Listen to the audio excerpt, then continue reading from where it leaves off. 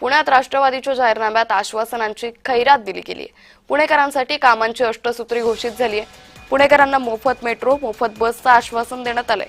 पुणे महानगरपालिका शाळेतील विद्यार्थ्यांना टॅब दिले जाणार आहे। सार्वजनिक वाहतूक व्यवस्थेत सुधारणा करणार। म्हाडासह जुन्या वसाहती, झोपडपट्ट्या पुनर्विकसित करतील। तर अजित पवार, सुप्रिया सुळेंची संयुक्त पत्रकार परिषदेतून ही घोषणा आहे।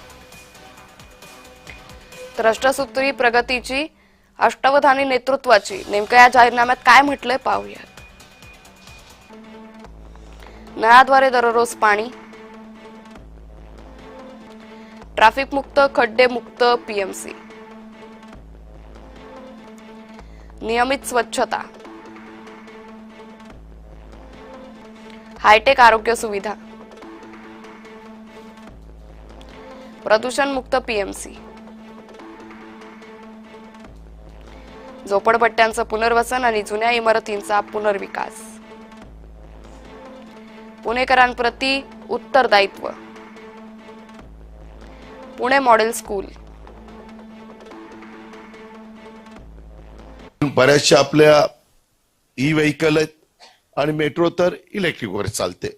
त्याच्यामुळं ह्याच्यातून आम्ही जे प्रदूषण मुक्त पुणे करू पाहतोय। पत्रकार मित्रांनो, तुम्ही पण विचार करत असाल हे काय काढलंय आज या बाबांनी, परंतु ते शक्य आहे।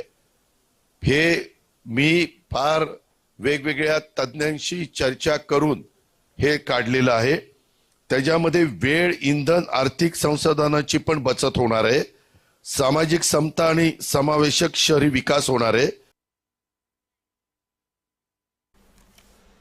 या बातम्यांसह या बातमीपत्रात वेळ झाली इथेच थांबण्याची। पाहत रहा जय महाराष्ट्र।